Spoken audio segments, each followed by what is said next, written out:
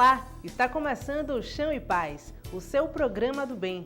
Hoje vamos ampliar nossos conhecimentos sobre o universo das catedrais, a partir da experiência da pedagoga Conceição Barros, que viajou pela Europa e decidiu compartilhar esses momentos em um livro.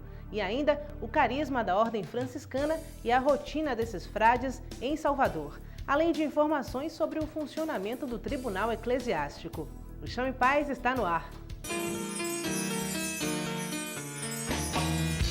Obediência, pobreza e castidade. Esses são os votos de um franciscano. A partir de agora você vai saber como esses frades vivem esse carisma aqui em Salvador.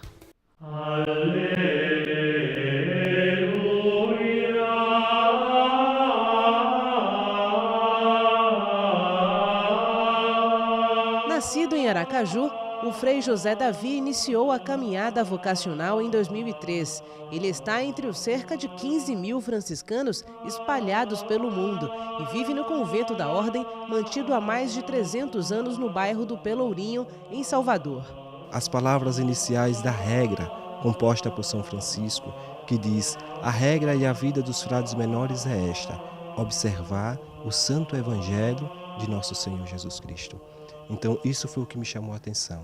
Quando eu vi essas palavras, então eu pensei, é possível viver o Evangelho conforme essa vida proposta por São Francisco. E aí deixei tudo, deixei meus pais, a convivência com eles, com os meus irmãos, deixei minha terra e vim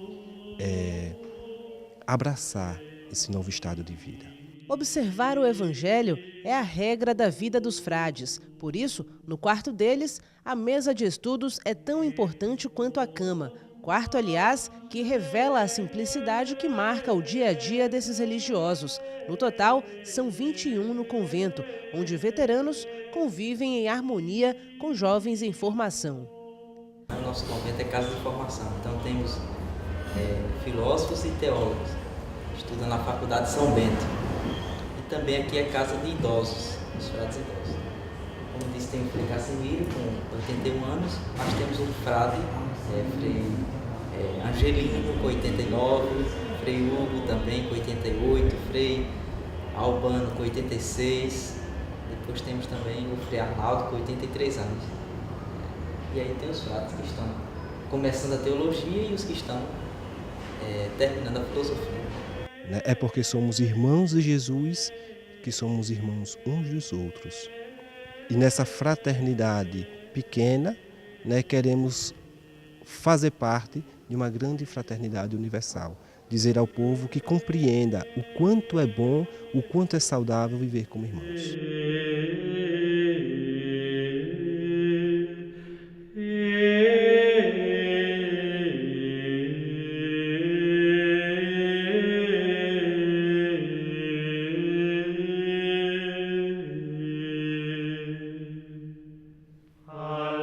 A meditação faz parte da rotina dos franciscanos e um dos locais indicados para este momento é o claustro, onde os azulejos retratam cenas que indicam virtudes aplicadas na vida cristã.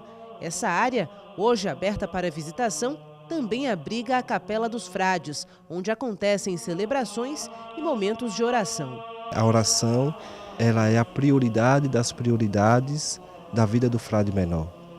Nós temos as horas canônicas de oração, as laudes, a hora média, as vésperas e as completas. E, sobretudo, a oração eucarística, que é onde nós nos alimentamos do pão, do corpo, do sangue de Cristo, para ser uma presença desse Cristo eucarístico na vida dos pobres, dos mais sofridos. A primeira coisa, o primeiro ponto, acho que fundamental, é a vida de oração.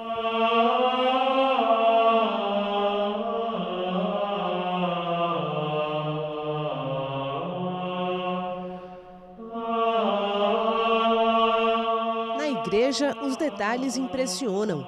O altar de Santo Antônio, que por muito tempo reuniu fiéis em busca de oração, mantém a tradição às terças-feiras, quando as pessoas ali se concentram para rezar. Os altares de São Benedito e Santa Ifigênia, ícones da devoção do negro na igreja, também guardam uma importância histórica. Para Frei José Davi, a beleza da igreja não está no ouro, mas no olhar de quem entra no templo. O nosso convento ele é, sobretudo, a casa dos pobres, a morada dos pobres. Aqui o pobre ele deve se sentir em casa todas as vezes que visita os nossos conventos. Então, o primeiro ponto de partida é esse, o ponto de acolhimento.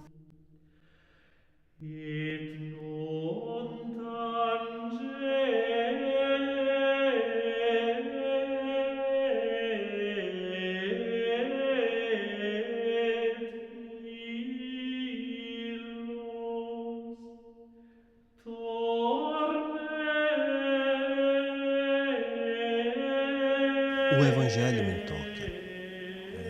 Eu acho que nós, franciscanos, bem como nós religiosos, precisamos nos deixar tocar pelo Evangelho.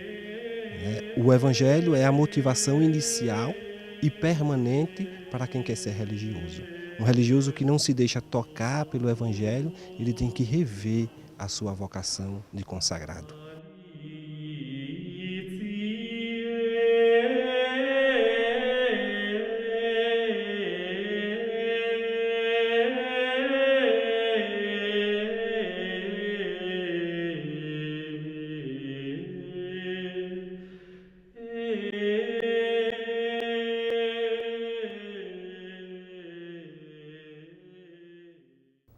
Termina amanhã o novenário que os fiéis da paróquia do bairro de Amaralina celebram em homenagem ao padroeiro São José. O tema de reflexão é a figura e a missão de São José na vida de Cristo e da Igreja. A celebração acontece na Igreja Matriz às 19h. O dia festivo, quarta-feira, começa às 5 da manhã com uma alvorada e o ofício a São José. Durante todo o dia, haverá celebração de missas e às 6h30 da noite, uma procissão luminosa sairá pelas ruas do bairro, seguida de missa solene, presidida pelo arcebispo de Salvador e primaz do Brasil, Dom Murilo Krieger. Após 7 anos de pesquisa sobre catedrais, principalmente as europeias, a pedagoga Conceição Barros selecionou 10 templos para fazer parte de um livro que mergulha nesse tema e será lançado no dia 26 de março, uma quarta-feira, na Livraria Cultura do Salvador Shopping. Hoje eu converso com a pedagoga Conceição Barros, ela que é autora do livro O Fascínio das Catedrais. E esse é o assunto da entrevista que você acompanha a partir de agora, aqui no programa Chão e Paz. Conceição, um prazer recebê-la aqui. Muito obrigada pela participação.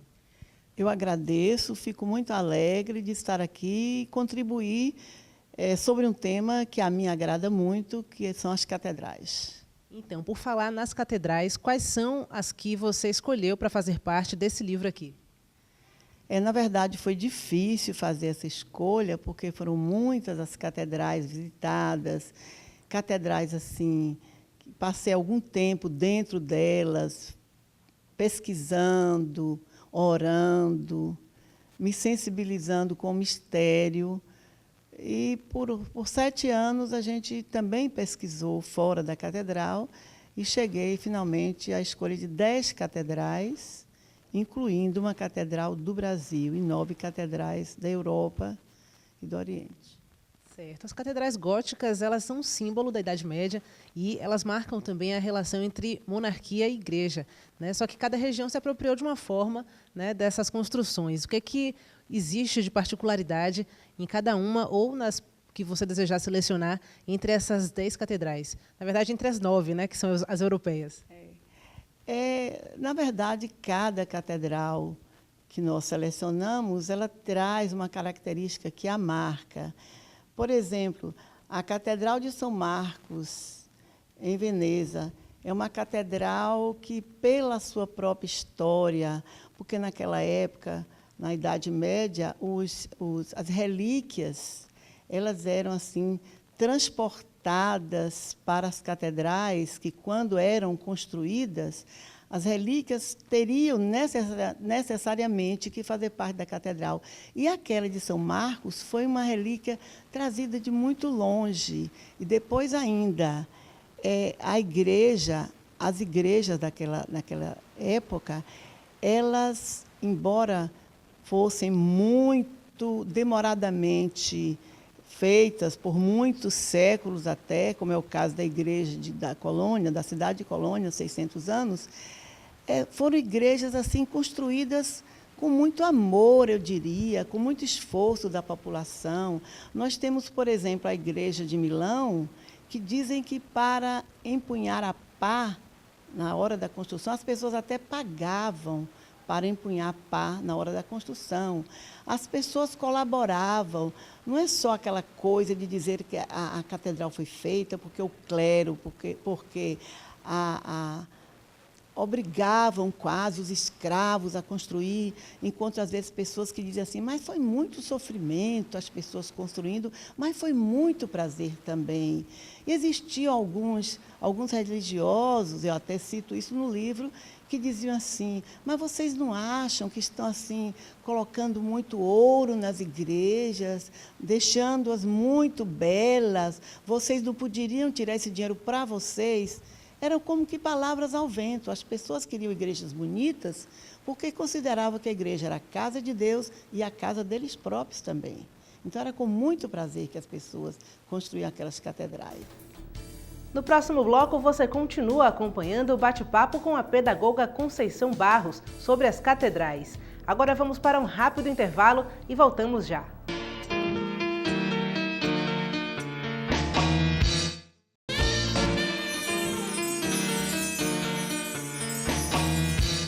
A Pastoral Universitária agora tem um canal direto para interagir com a comunidade. O site www.universitarioscatolicos.com.br está no ar. A página é alimentada pelos integrantes do grupo e as atualizações diárias se concentram nas redes sociais, que agregam a maioria dos jovens.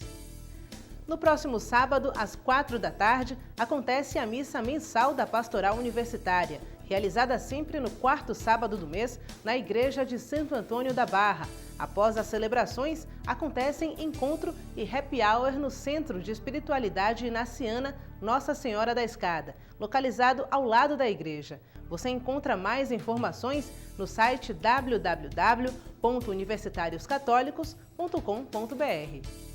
As catedrais são símbolo da conexão entre fé e ciência. Nesses templos é possível identificar saberes filosóficos e teológicos. As catedrais também, elas reúnem um misto de saberes, né? Teologia, filosofia. Como é que isso é percebido, né? Essa relação entre razão e fé é percebida nas catedrais? Olha, quando eu adentro uma catedral, na verdade, a mim ocorre isso aí que você acaba de falar. Eu penso no povo daquela época que construiu a catedral. Eu penso na dificuldade que tinha naquela época, sem essa tecnologia de hoje. E naquela época não existia nem o concreto armado, e nós temos, por exemplo, um vão de 40 metros livres na Igreja de Milão. Na época onde a peste, a guerra, não é? Existia peste, guerra, e as pessoas ainda assim, quer dizer, naquela época, era, na verdade, uma época em que a fé, a política e a ciência estavam sempre juntas, a ciência e a fé. As catedrais eram também centros políticos, eram centro da comunidade, da população, não era só como centro litúrgico, vamos dizer assim. Nessas catedrais que você pesquisou e que você visitou, em qual delas você teve uma experiência de oração mais forte? Na Catedral de Milão, o Duomo de Milão. Porque no Duomo de Milão, você olhando externamente o Duomo de Milão, você tem a impressão que não pode ser mão humana para fazer um trabalho daquele. Você chega a ter a impressão que são mãos divinas. E após olhar a Catedral de Milão, voltei à Catedral de Milão, mais uma vez, como voltei a várias outras, eu subi, fiquei sobre o telhado da catedral, porque é possível você ir ao telhado, ou de elevador, ou mesmo subindo as escadarias. Eu fui de elevador, e lá chegando, eu me sensibilizei demais. Quando vi Milão assim, ao longe, quando senti que eu estava ali por sobre a catedral da Madonnina, como os milaneses chamam Nossa Senhora carinhosamente, La Madonnina, eu me emocionei, eu chorei, eu orei, eu agradeci pela oportunidade de estar ali. E me lembrei que, na história pesquisada sobre aquela catedral, Ordem dos Advogados colaborou para a construção daquela catedral. Diz a própria história que até as prostitutas da época colaboraram para que a catedral também fosse construída. Porque, na verdade, a Bíblia diz também que elas herdarão também o reino de Deus também. E, quem sabe, até estarão em primeiro lugar lá. E elas colaboraram para que aquela catedral fosse construída, uma das mais belas que eu conheci em todo o mundo. E aqui no Brasil também você retrata a Catedral de Brasília, né? Qual foi a razão dessa escolha? Olha, a Catedral de Brasília, ela difere, a meu ver, de todas as outras que eu conheci até agora, tanto aqui do Brasil quanto da Europa, porque ela é uma catedral que não é retilínea, é uma catedral que não tem campanário tão alto, ela é uma catedral completamente diferente. Agora, por que me chama mais atenção ainda a Catedral de Brasília? Construída por um arquiteto considerado gênio, o Dr. Oscar Niemeyer, não obstante isso, se dizia ateu.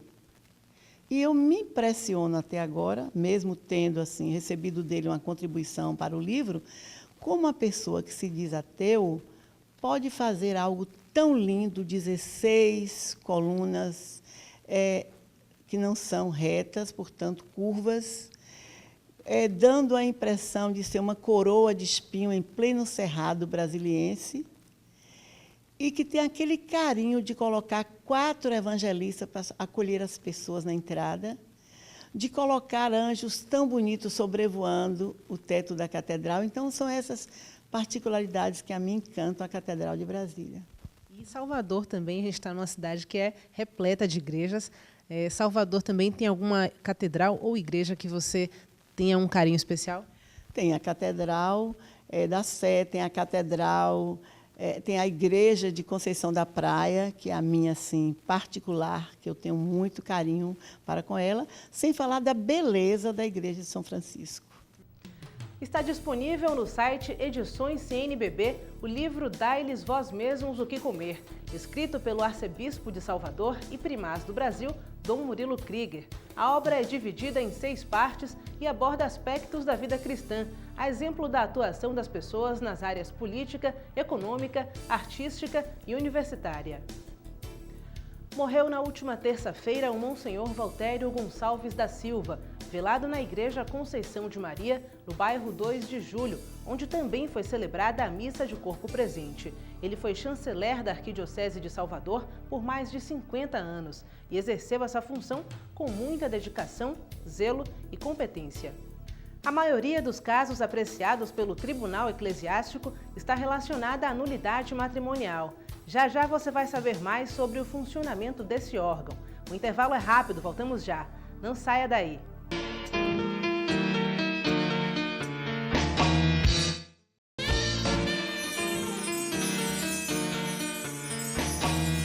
Uma boa maneira de conhecer a história de um povo é visitar as catedrais da cidade. Em muitos países, elas foram reconstruídas após devastações causadas pela guerra. Uma das questões que marcam, né, as catedrais, especificamente, é a relação com a história da cidade. Voltando, né, para o tema geral aqui, que você trata no livro. Uma coisa que, inclusive, nas páginas dessa sua obra, Frei Beto comenta, né, que se você quiser saber sobre a história de uma cidade, você visita a catedral de lá.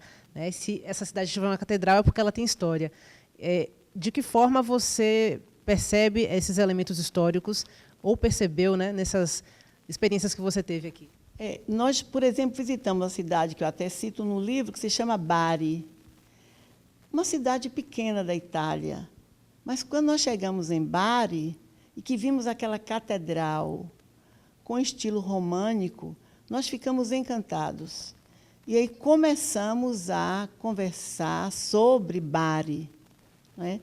Quando você visita, por exemplo, Viena, que você vê a Catedral de Santo Estevão em Viena, você também se encanta, porque você começa a ver que cada catedral, a Notre-Dame de Paris, que levou 200 anos sendo construída, e você sente que as guerras derrubaram, destruíram mas que as pessoas reconstruíram, refizeram, não é? Então, são fatos assim que nos impressionam demais nas catedrais construídas, restauradas, as catedrais que não morreram ao longo do tempo, elas continuam vivas, do ponto de vista físico mesmo, e do ponto de vista transcendental mais ainda, e espiritual, porque o que me encanta na catedral não é propriamente o fascínio, mas é o mistério, é o que ela traz dentro do que a envolve. Isso que encanta na catedral. E por falar em história, também me lembrei aqui agora da Basílica de São Pedro, né, no Vaticano, que tem essa questão. A pessoa pode visitar, inclusive, a parte subterrânea da catedral, que guarda ali história, né, a história da igreja, e que depois tem uma parte externa também muito bonita que as pessoas conhecem, mas pouca gente, inclusive, faz essa visita, né, por baixo da igreja, que é riquíssima em história também. A Catedral de São Pedro, em Roma, ela não é a catedral, por assim dizer, da Igreja Católica como um todo, seria a igreja-mãe, seria a de São João de Latrão. Mas o que encanta a mim na Catedral de São Pedro, em Roma, é o martírio do Papa. O primeiro Papa foi São Pedro, ele foi martirizado exatamente ali. Um outro encantamento que eu tenho pela Catedral de São Pedro, em Roma, são os trabalhos, por exemplo, de Michelangelo. A Pietà de Michelangelo, aquela que nós chamamos de a dor em mármore, lindíssima. Então, são trabalhos assim maravilhosos. Cada catedral tem a sua particularidade, tem a sua característica, tem o seu encantamento. Embora todas sejam a casa de Deus para os homens e dos homens para Deus. Então, o Chão e Paz hoje recebeu a pedagoga Conceição Barros, ela que é autora desse livro, O Fascínio das Catedrais, um livro que vai ser lançado aqui em Salvador, que explora esse universo tão rico. Fica o convite para a leitura, para mergulhar mais nesse universo e conhecer mais sobre esse tema. Você sabe o que é e como funciona o Tribunal Eclesiástico? Ou os tipos de casos que ele recebe? Confira agora uma reportagem sobre esse órgão judiciário que é fundamental na jurisdição canônica católica. Do Rio Grande do Sul para a Bahia, Padre Celso Altenhofen é doutor em Direito Canônico e atua há 3 meses como vigário judicial do Tribunal Eclesiástico da Arquidiocese de Salvador. Ele tem nas mãos uma grande tarefa: resolver conflitos na igreja. São situações que vão da vida eclesial à espiritual. A igreja também é uma sociedade, uma comunidade de pessoas. E entre pessoas acontecem, como, por exemplo, no casamento, às vezes conflitos para serem resolvidos. Então, o tribunal é essa instância própria da igreja para se resolver essas causas, né, esses conflitos. O tribunal, que atende a Regional Bahia-Sergipe e as apelações do Tribunal de Pernambuco, tem hoje mais de 300 casos pendentes. Por mês, são cerca de 30 ocorrências, além das petições sobre questões legislativas da igreja. O acúmulo de atividades ocorre por causa da escassez de padres com formação em direito canônico. Aqui existem 10, enquanto deveria haver no mínimo 20. Cada diocese deveria ter um tribunal eclesiástico, mas, em Salvador, existe apenas um para as 25 dioceses da cidade. A grande maioria das causas introduzidas no tribunal eclesiástico são de cunho matrimonial. São as causas chamadas de nulidade matrimonial. Eu me arrisco a dizer que 90% a 95% das causas, justamente, são de nulidade matrimonial. Os casos de nulidade matrimonial representam até 95% das demandas do tribunal, que deve ser procurado assim que for constatada a impossibilidade de manter o casamento. Há casamentos fracassados, né? Há casamentos que infelizmente não dão certo por um ou outro motivo. E aí então esse casal que sofreu pela separação, pelo divórcio, né? É instado, é convidado a procurar a igreja a fim de se verificar se é possível regularizar a situação, que de fato, então, se percebe que há casamentos que não deviam ter acontecido, né? E que são nulos. Na igreja, tem que se deixar bem claro que não existe anulação de casamento, né? Se anular algo que existiu. Diz a igreja, devem ser sempre bem acolhidos, né? Compreendidos, tratados com caridade, né? E agora, se eles não procuram regularizar a situação quando isso é possível, então eles podem participar da igreja e devem participar da igreja, só que estariam impedidos de comungarem. Para entrar com um pedido no Tribunal Eclesiástico, os interessados devem se dirigir à sede do órgão, na Cúria Bom Pastor, localizada no bairro do Garcia, de terça a sexta-feira, das 8 às 11 da manhã ou das 2 às 5 da tarde. Só para quem trabalha no tribunal, que sabe dizer o quanto esse serviço é um bem para a igreja. Há muitos casais cujo casamento não deu certo e que depois, então, conseguem regularizar a situação e conseguem da igreja uma palavra, né, dizendo, olha, esse primeiro casamento de fato não existiu, não devia ter acontecido, houve de fato um erro muito grave. E aí a pessoa, ela se liberta de um peso.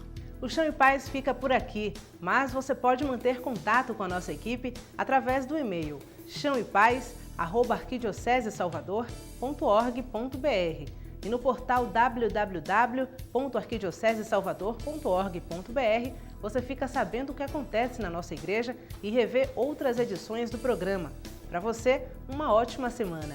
Fique com Deus e até o próximo Chão e Paz.